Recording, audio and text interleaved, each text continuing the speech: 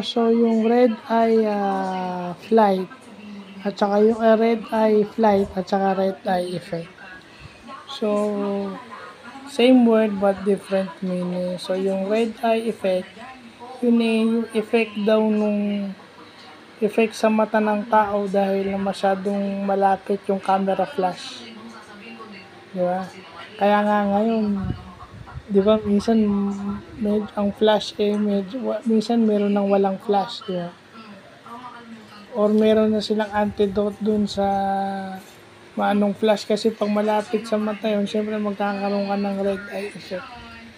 Pero sa flight naman, yun daw yung overnight.